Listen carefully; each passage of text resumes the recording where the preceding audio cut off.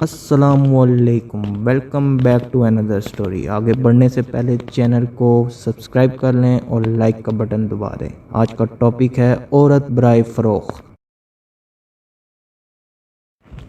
عورت برائے فروخت۔ وہ شکل سے شریف گھر کی بیٹی لگ رہی تھی۔ میں پاس گیا، میرے قریب ہو کے بولی، چلو گے صاحب؟ میں نے پوچھا کتنے پیسے لوگی؟ کہنے لگی آپ کتنے دیں گے؟ میں نے اس کی نیلی سی آنکھوں میں جھانک کر دیکھا، وہ بے بس سی تھی۔ میں نے بولا آؤ کار میں بیٹھو۔ وہ ڈر رہی تھی۔ کہنے لگی کتنے آدمی ہو؟ میں نے کہا ڈرو نہیں، میں اکیلا ہی ہوں۔ وہ خاموش بیٹھی رہی، پھر کہنے لگی آپ مجھے سگریٹ سے اذیت تو نہ دو گے؟ میں مسکرایا، بالکل بھی نہیں۔ پھر اس نے ایک لمبی سانس بھری، آپ میرے ساتھ کوئی ظلم تو نہیں کریں گے نا؟ آپ چاہے مجھے 500 کم دے دینا، لیکن میرے ساتھ برا نہ کرنا پلیز۔ وہ بہت خوبصورت تھی، معصومیت اس کی باتوں سے ٹپک رہی تھی۔ پھر بھی خدا جانے وہ کیوں جسم بیچنے پر مجبور تھی۔ وہ نہیں جانتی تھی میں کون ہوں۔ میں نے پوچھا کھانا کھایا ہے؟ کہنے لگی نہیں۔ میں ہوٹل کے سامنے کار روکی۔ ہوٹل والا مجھے جانتا تھا، اس نے جلدی سے کھانا پیک کیا، مجھے دیا۔ میں کار میں بیٹھ گیا۔ آ کر میں اپنے آفس کی طرف چل دیا۔ چوکیدار نے دروازہ کھولا۔ کار پارک کی۔ رات کے 11 بج رہے تھے۔ سب اپنا اپنا کام کر رہے تھے۔ وہ مسلسل میری طرف دیکھے جا رہی تھی۔ میں نے کھانا پلیٹ میں ڈالا، اسے کہا ہاتھ دھو لو۔ وہ کہنے لگی میں نے نہیں کھانا۔ میں نے پیار سے کہا ڈرو نہیں، کچھ نہیں ہوگا۔ وہ ہاتھ دھو کے آئی، میرے سامنے کرسی پہ بیٹھ گئی اور کھانا کھانے لگی۔ جب کھانا کھا لیا تو کچھ کھانا بچ گیا۔ کہنے لگی یہ میں گھر لے جا سکتی ہوں؟ میں مسکرایا، بالکل بھی نہیں۔ وہ چپ ہو گئی، برقع اتارنے لگی۔ میں نے کہا رک جائیں، میرے پاس آ کر بیٹھ جائیں۔ وہ حیران تھی، میری آنکھوں میں دیکھ کر بولی جلدی سے اپنا کام کریں، مجھے واپس چھوڑ آئیں۔ میں نے کہا نہیں پوچھوں گا کیوں کرتی ہو ایسا، کیوں بیچتی ہو جسم؟ بس اتنا کہوں گا، چھوڑ سکتی ہو کیا یہ سب؟ وہ میرے چہرے کی طرف دیکھنے لگی۔ آپ پاگل لگ رہے ہیں مجھے۔ میں نے اس کی آنکھوں میں دیکھا، ہاں پاگل ہی ہوں میں، سب پاگل ہی سمجھتے ہیں مجھے۔ وہ کہنے لگی اگر کچھ کرنا نہیں ہے تو مجھے واپس چھوڑ کر آؤ۔ میں نے اس کے سر پر ہاتھ رکھا، پھر پرس سے 10,000 نکالے اور اس کے ہاتھ پہ رکھے۔ وہ حیران تھی، کہنے لگی میں نے نہیں لینے، آپ کیوں دے رہے ہیں یہ پیسے مجھے؟ میں نے اس کے چہرے پہ ایک تھکن محسوس کی تھی۔ وہ اپنے آنسو روکے بیٹھی تھی، بار بار کہہ رہی تھی مجھے بس چھوڑ کر آؤ، مجھے ڈر لگ رہا ہے۔ میں نے اسے یقین دلایا ڈرنے کی کوئی بات نہیں ہے۔ اچھا بتاؤ نا، بہت درد ہے؟ درد دیا نہ زندگی نے، یہ سنا تھا۔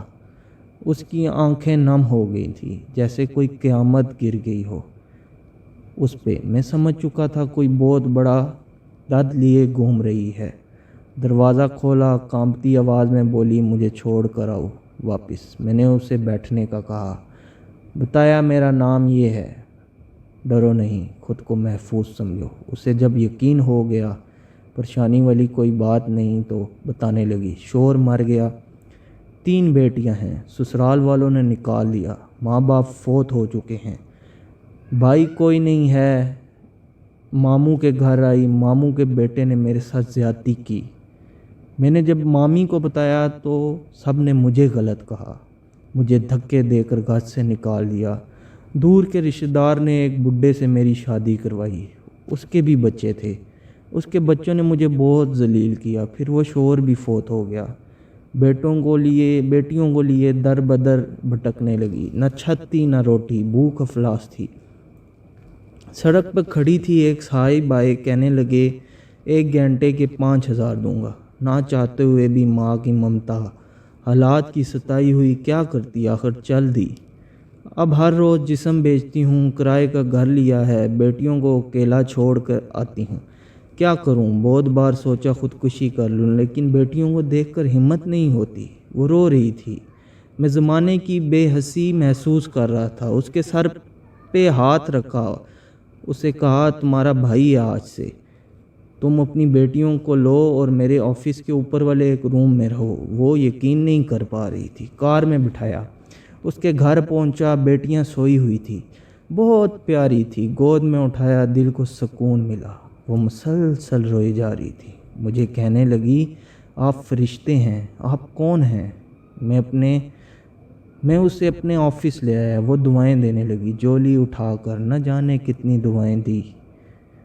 میں نے اسے کہا جا کر سو جائیں۔ اپنے آفس روم میں گیا، میرے سامنے سے وہ چہرہ گزرا جو ایک لڑکی اپنے شوہر سے جھگڑ رہی تھی۔